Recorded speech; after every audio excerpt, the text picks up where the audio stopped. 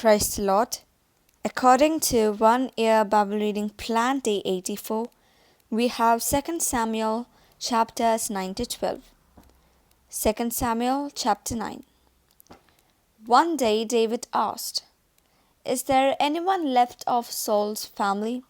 If there is, I would like to show him kindness for Jonathan's sake." There was a servant of Saul's family named Ziba, and he was told to go to David. "Are you Ziba?" the king asked. "At your service, sir," he answered. The king asked him, "Is there anyone left of Saul's family to whom I can show loyalty and kindness as I promised God I would?" Ziba answered, "There is still one of Jonathan's son. He is crippled." "Where is he?" the king asked. "At the home of Machir, son of Ammiel, in Lodebar," Ziba answered. So King David sent for him. When Mephibosheth, the son of Jonathan and grandson of Saul, arrived, he bowed down before David in respect.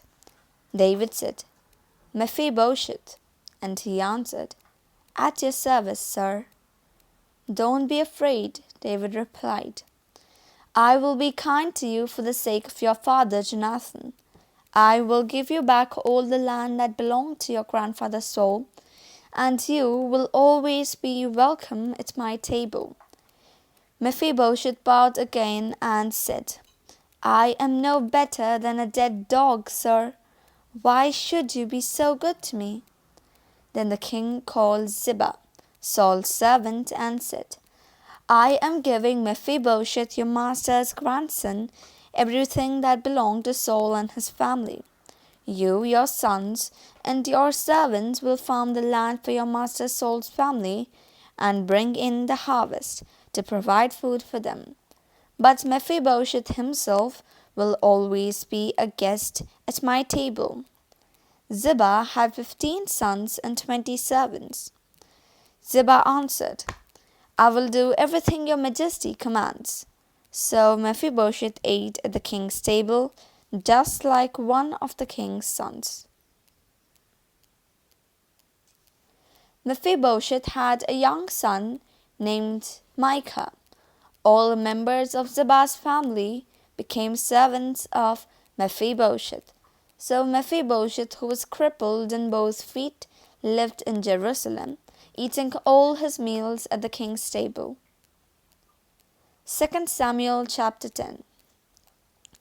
Some time later, King Nahash of Ammon died, and his son Hanun became king.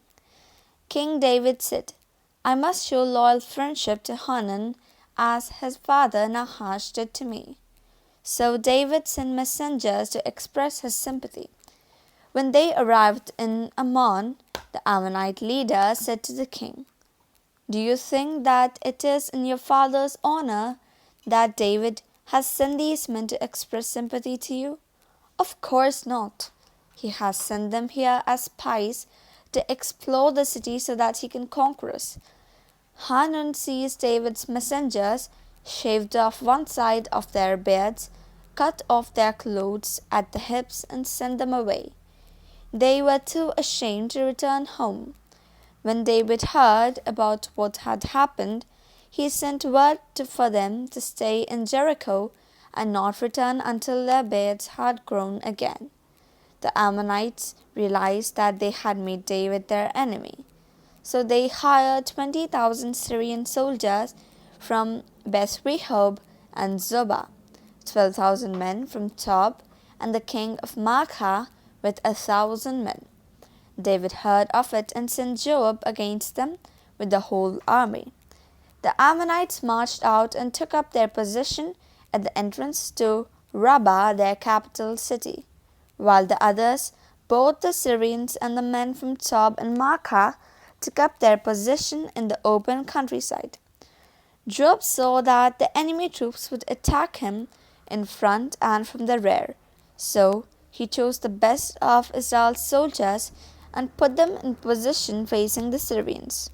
He placed the rest of his troops under the command of his brother Abishai, who put them in position facing the Ammonites.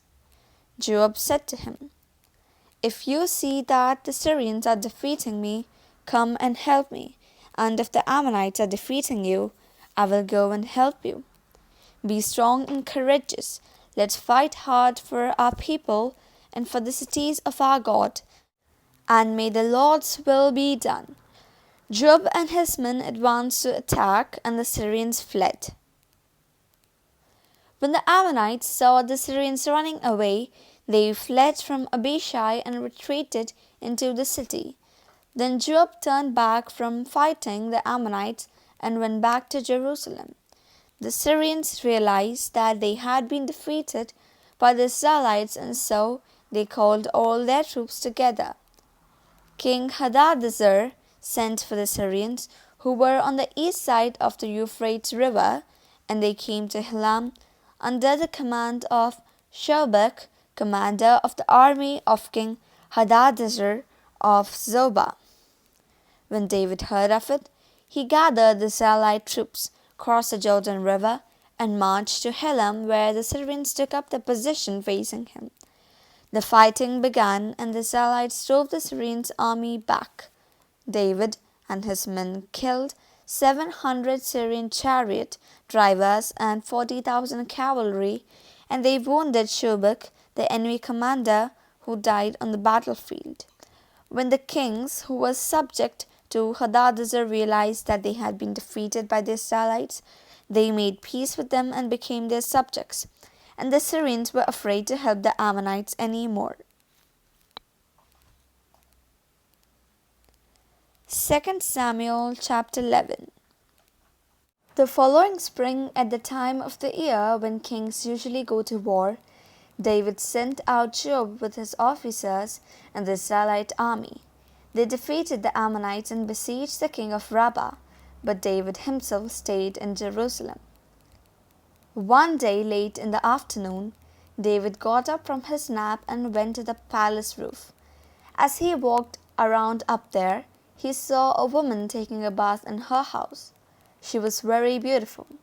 So he sent a messenger to find out who she was, and learned that it was Bathsheba, the daughter of Eliam and the wife of Uriah the Hittite. David sent messengers to get her. They brought her to him, and he made love to her. She had just finished her monthly ritual of purification. Then she went back home. Afterward, she discovered that she was pregnant and sent a message to David to tell him. David then sent a message to Joab, "Send me Uriah the Hittite." So Joab sent him to David. When Uriah arrived, David asked him if Joab and the troops were well and how the fighting was going. Then he said to Uriah, "Go on home and rest a while." Uriah left, and David had a present sent to his home. But Uriah did not go home. Instead, he slept at the palace gate with the king's guards. When David heard that Uriah had not gone home, he asked him, "You have just returned after a long absence. Why didn't you go home?" Uriah answered, "The men of Israel and Judah are away in battle, and the covenant box is with them. My commander Joab and his officers are camping out in the open. How could I go home, eat and drink, and sleep with my wife? By all that's sacred, I swear that I could never do such a thing." So David said, "Then stay here the rest of the day, and tomorrow I'll send you back." So Uriah stayed in Jerusalem that day and the next. David invited him to supper and got him drunk. But again that night, Uriah did not go home. Instead, he slept on his blanket in the palace guardroom. The next morning, David wrote a letter to Joab and sent it by Uriah. He wrote, "Put Uriah in the front line where the fighting is heaviest, then retreat and let him be killed." So while Joab was besieging the city, he sent Uriah to a place where he knew the enemy was strong. The enemy troops came out of the city and fought Joab's forces. Some of David's officers were killed, and so was Uriah. Then Joab sent a report to David, telling him about the battle, and he instructed the messenger, "After you have told the king all about the battle, he may get angry and ask you, Why did you go so near the city to fight them? Didn't you realize that they would shoot arrows from the walls? Don't you remember how Abimelech, son of Gideon, was killed? It was at Thebes, where a woman threw a millstone down from the wall and killed him. Why then did you go so near the wall? If the king asks you this, tell him, your officer Uriah was also killed. So the messenger went to David and told him what Joab had commanded him to say. He said, our enemies were stronger than we were and came out of the city to fight us in the open. But we drove them back to the city gate. Then they shot arrows at us from the wall, and some of your majesty's officers were killed. Your officer Uriah was also killed. David said to the messenger, encourage Joab and tell him not to be upset, since you never can tell who will die in battle. Take him to launch a stronger attack on the city and capture it. When Bathsheba heard that her husband had been killed, she mourned for him. When the time of mourning was over, David had brought her to the palace. She became his wife and bore him a son. But the Lord was not pleased with what David had done. 2 Samuel chapter 12. The Lord sent the prophet Nathan to David. Nathan went to him and said, there were two men who lived in the same town. One was rich and the other poor. The rich had many cattle and sheep, while the poor man had only one lamb, which he had bought. He took care of it, and it grew up in his home with his children. He would feed it some of his own food, let it drink from his cup, and hold it in his lap. The lamb was like a daughter to him. One day a visitor arrived at the rich man's home. The rich man didn't want to kill one of his own animals to fix a meal for him. Instead, he took the poor man's lamb and prepared a meal for his guest. David became very angry at the rich man and said, I swear by the living Lord that the man who did this ought to die. For having done such a cruel thing, he must pay back 4 times as much as he took. You are that man, Nathan said to David. And this is what the Lord God of Israel says. I made you king of Israel and rescued you from Saul. I gave you his kingdom and his wives. I made you king over Israel and Judah. If this had not been enough, I would have given you twice as much. Why then have you disobeyed my commands? Why did you do this evil thing? You had Uriah killed in battle.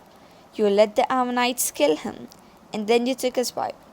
Now in every generation some of your descendants will die a violent death, because you have disobeyed me and have taken Uriah's wife.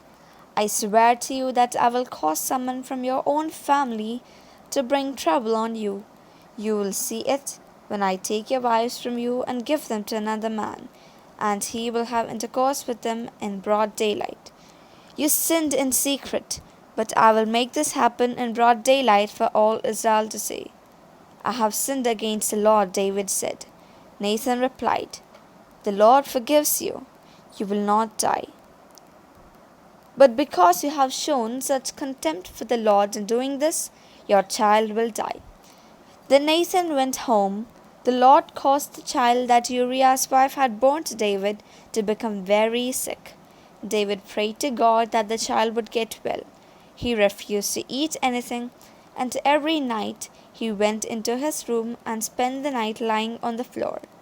His court officials went to him and tried to make him get up, but he refused and would not eat anything with them.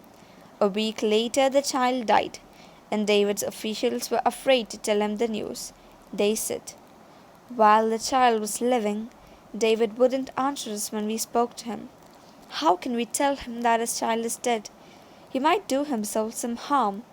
When David noticed them whispering to each other, he realized that the child had died. So he asked them, is the child dead?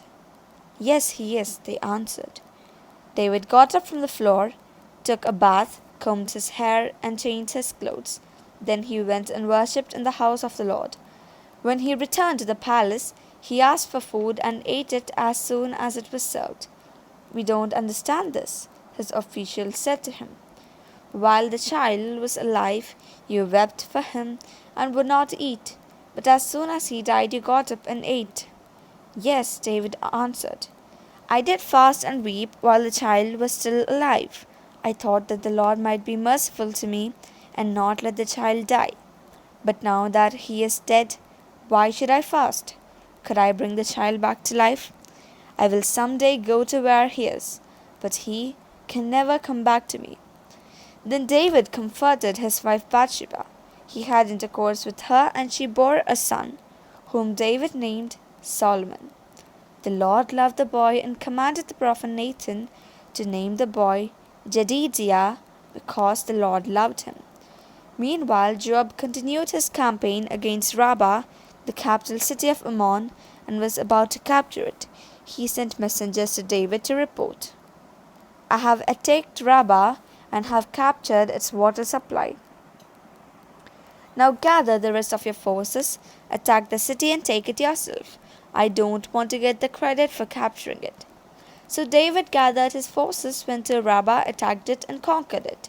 From the head of the idol of the Ammonite god Molech, David took a gold crown which weighed about 75 pounds and had a jewel in it. David took the jewel and put it in his own crown. He also took a large amount of loot from the city and put its people to work with saws, iron hoes, and iron axes, and forced them to work at making bricks. He did the same to the people of all the other towns of Ammon. Then he and his men returned to Jerusalem. May the Lord bless us abundantly. In the name of the Father, and of the Son, and of the Holy Spirit.